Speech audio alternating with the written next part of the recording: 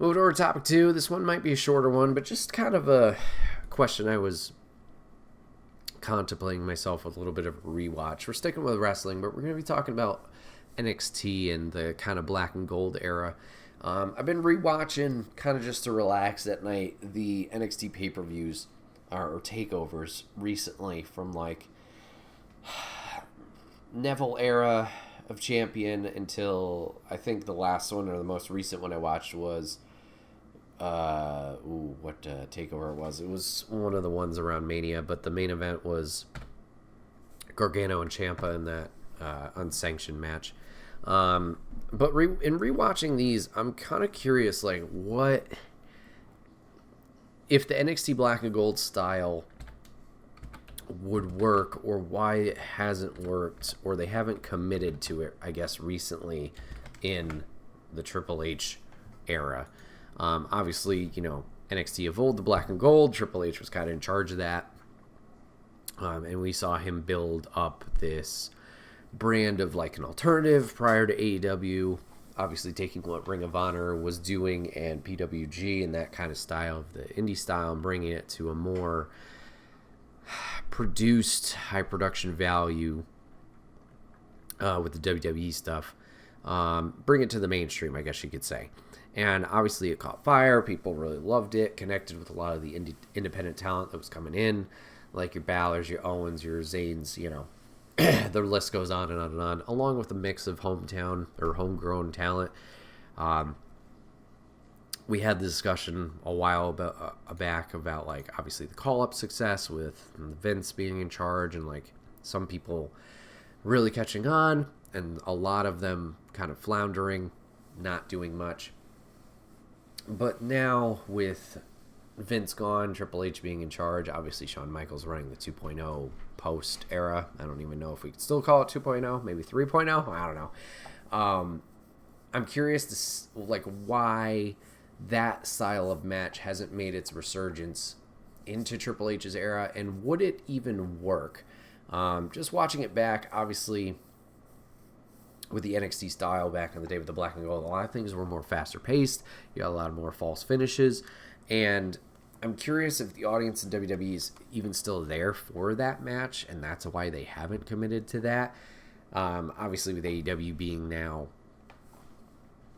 established, being, 5 years old now? Something like that. They also took that approach of, like, the insane pacing of matches and the movesets they're going to do. And that audience, I don't know if just shifted from NXT to AEW.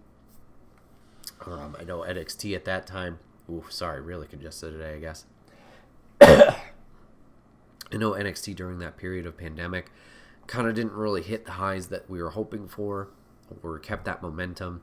Obviously, there was a lot of things going on backstage in terms of like who was in charge, Triple H having his health issues, and that transition into the NXT 2.0 era after the Wednesday Night Wars didn't really work out in WWE's favor. I'm curious if it's just WWE hasn't gone back to that style because that transition of audience went over to AEW, and then you now have this more general audience, and I don't mean that in a bad way of just like we're here to see it, but we've seen it sometimes from week to week where we'll have wrestlers kind of pull out this style of match and you don't get that same response from the crowd. I'm wondering if they haven't fully invested in that because they don't get that feedback, or that, feedback from the crowd that they are kind of hoping for because they're not there. And they just decided, like, let's go back to our style. Let's go with what's working, like, in Orton, Rhodes, and Uso, where we get these big reactions with a different style. Not that it's a bad style. Those matches are still engaging. Just in comparison, it's not what Black and Gold had to offer. And I'm curious if it's just rose-tinted glasses also for my part of being like, these matches were great, and it doesn't seem like they do that now, or it's definitely different. Like, for example, like, there's a lot of talent under Triple H I'm surprised hasn't flourished more. They've definitely tried, but for some reason they don't play to their strengths, or what I believe are their strengths in those types of matches with trying to get over with the audience a little bit more. DIY are the biggest standouts to me of like, watching some of their matches back of like, why don't we do more of that and see if that clicks with the audience? Because I feel like if they have a compelling back and forth, not necessarily them together, I'm sure that'll happen eventually, but like obviously Ricochet's a little bit tougher of an example to use because he's kind of on the way out, but someone like a Ricochet, like run back Ricochet and Gargano, do something like that, or Andrade Gargano, or trying to think of who Ciampa had a really good rivalry with, like him and Dunn. You could do something with them. Obviously Cole not being there, that's somebody I would always throw into that, but he's doing okay over in AEW, I'd say, obviously injuries aside. But why not take these players who did that kind of style of match back in the day, and if you want to get them over, try and have them reestablish whatever the chemistry they had, kind of once again play to each other's strengths, and it could be like everybody walks away from this as a winner or getting more momentum behind that. I'm just curious why they don't do that. Obviously Shinsuke's another example where they don't really use him, and granted, you know, the NXT Black and Gold I'm talking about, this was 10, a little less, 10 less years ago, so maybe it's just like, oh, we're all getting older, that's totally fine and fair. Or if it's just the travel schedule now. I'm not saying you got to pull out those style of matches all the time, but like maybe have a blend of, hey, we're going to have a program at the pay-per-view. We talked about with the last topic, if then we're going to stick with this 5-6 match structure, gives them more time. Why not pull out these types of matches at those pay-per-views in terms of a wrestling crowd in these hotter arenas where, it's a foreign market, or it's like people are obviously a little bit more invested because it's a pay-per-view or whatever it is. Try and use that to your advantage to propel these talents forward in terms of the week-to-week viewership of like, oh, I should really watch a Bronson Reed, a Gargano, Dakota Kai, whoever it is. Because, I've seen them pull out all the stops here and there.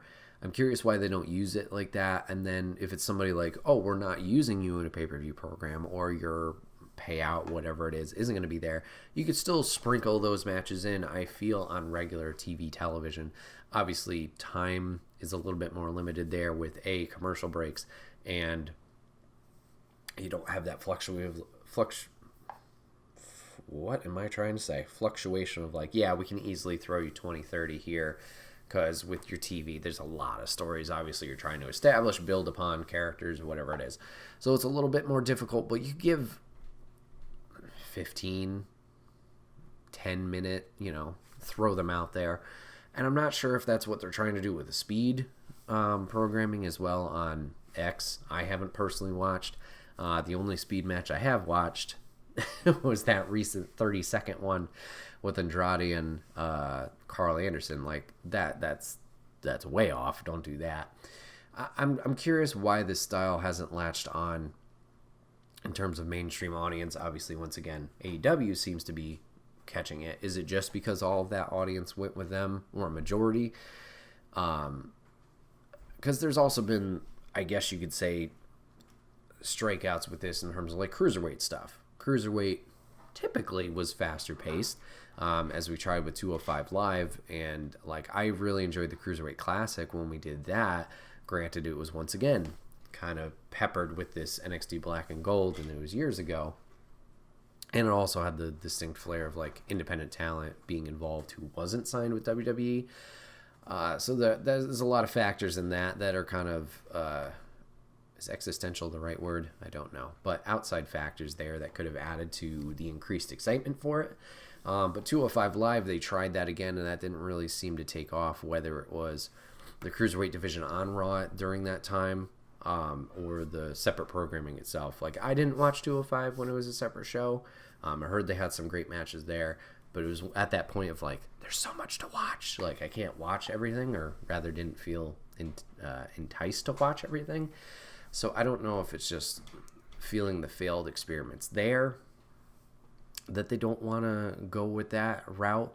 And maybe it's also just time will tell. Like, I feel like there's a lot of talent that could benefit from this. Once again, I'm going to just shout out DIY. But looking through some of the matches here is like the big ones, like Authors of Pain, I think could benefit from that. Not that they were the fastest team ever, but I think that could help establish them. Andrade, I think, could benefit from that greatly. Dunn, Ricochet, if he doesn't leave, which, he probably is. Not that the War Raiders have done a bad job or the Street Profits have done a bad job, but it'd be cool to see them back into the swing of things with that type of style. Dijak, when he shows up, we saw it even with this newer NXT era, like even some style matches there. I feel like some people who have kind of come up to the main roster, it's a little bit of a styles clash of like they're not doing what they did. I think it's definitely been a better transition from NXT to main roster in terms of call-up, because there is more of that synergy and connection, as we've seen, even though still early, with those initial establishments of like a Lyra Valkyria or Ilya Dragunov or Braun Breaker. Like, I think the momentum's behind them and they're doing a good job with these talents of like establishing them. But there's others that have missed, like a Dragon Lee. He had a great showing at the beginning of SmackDown when he first showed up, and he's kind of been floundering since, unfortunately. I had another one in my head. Pretty Deadly. What the fuck are we doing with Pretty Deadly? Like, they don't need to be crushing people. They can be comic relief, but they can get some wins, do some stuff there. Sorry, I had somebody else in my head, and of course I'm blanking hard. I don't know. It's been this mixed bag, I feel. JD McDonough. Like, obviously he's being the comic relief, I guess. Well, not comic relief. He's being the fall guy for Judgment Day. But if you go back, this is one of my favorite matches in the past couple of years. But Stand and Deliver, I believe, 2023. And now I'm going to look it up just to make sure. But it's a North American title match. It's a 5-way. It's Wesley defending against Dragunov, JD McDonough, Dragon Lee, and one other individual. I'm so sorry. The preliminary matches. Axiom. How could I forget Axiom? I'm so sorry. Axiom, Lee, Dragunov, McDonough, and Wesley. Yeah, Fatal 5-way for the North American Championship. Like, those guys fucking nailed it. They're insane out there, just crushing it. A lot of moving pieces, obviously.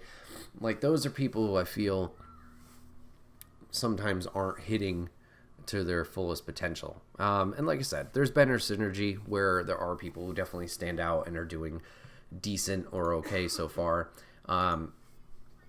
It's just this, in terms of that style of match of the black and gold, or what I feel like they've kind of built back into with this more recent NXT in some cases. There's people who could benefit from it. I'm curious why they don't do more of that on main roster. If it's just the schedule and like the frequency of being on the road in comparison to what they were on the NXT programming, that certainly could be it. I get that. You don't want people burnt out, stamina, obviously, and then injuries galore. You don't want that. But every once in a while, I feel you could throw matches like this and kind of try and help establish not just the old NXT talent, but like any talent. Give them a ripper.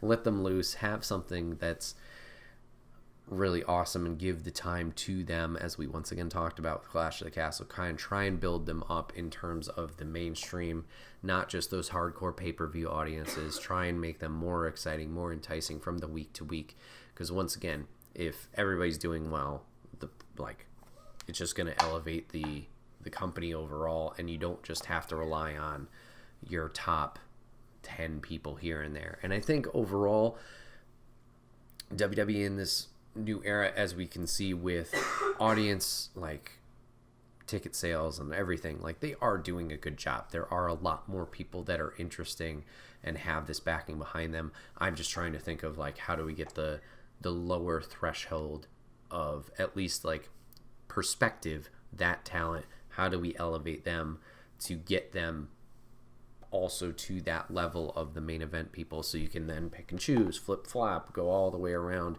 It's not this big jump of like, oh, well, I don't really care, and I'm just going to use this as a recent example. I don't care, it's Piper Niven, she's definitely going to lose, like she's just being inserted here. There could be that chance of like, oh cool, Piper's here, and then you kind of create that sense of doubt, which you obviously want for your programming, that suspension of disbelief. But it's not that big of jump of just like, oh, we're just picking a name out of a hat to get Bailey a program here, or whoever it is. Once again, this is just a recent example, nothing against Piper specifically. Just how can you establish these people to make it better? How do you build upon it and not make it feel weird? I guess. And I think these types of matches could help these people that are not floundering, but maybe aren't connecting as well with the audience. Maybe giving them these types of matches more consistently on either a bigger stage or in front of an audience. Like I said, the TVs week to week is really tough because sometimes you get a hot crowd, sometimes you don't. I don't know if it'll just be a situation where it's a slow burn, like a Jey Uso. He did great, obviously, Uso stuff together as the tag team. They had their own momentum, but I wouldn't say Jey, in terms of a singles wrestler, was always the most exciting. It's been something that he's built upon. Once again, in rings, fine, but obviously the crowd's behind him because we've built in this character. He's relatable. People doing the dance and saying yeet and all that. You can build this up with others, wrestlers throughout, where even if they're not the most engaged in the ring every time, they'll have that outpouring of support with the people because of it. So maybe this can be another tool that they can use of oh yeah, these people can actually go in the ring. Maybe we can do something there. And like I said, it could just be a timing thing of yeah, Bret, that was 10 years ago. Of course they're going to slow down. Who knows? Just an interesting observation or thing to think about with watching these matches of old of why not bring that back and have that used more often in today's day and age, of WWE? Or is it just that's not the styling and that style's over in AEW more often? Who knows? Just some food for thought. But everybody, this has been another episode of the Wait, What Are We Talking About podcast. My name is Bret, aka Enigma9011, and you can catch this podcast live over on twitch.tv/Enigma9011. You can drop a follow over there. You join in the fun and conversation with us, but if you can't catch it live, that's A-OK. Go over to YouTube and podcast services the very next week, where it's broken out topic by topic and put as one big video and MP3 for your amusement on the following Friday. Last but not least, any way you can support the show, likes, shares, reviews, whatever it is. It may seem small, but it does help the channel grow. So if you take the time to do that, we would love and appreciate you for it. Thank you guys so much for listening to all this fun wrestling talk. If you guys got any thoughts on Clash or the NXT Black and Gold matches, please let me know in the comment section down below. We'll continue this fun conversation because wrestling's always fun to talk about. But yeah, appreciate you guys hanging out today. Give this a watch, give it a listen, and we'll see you guys on the next one.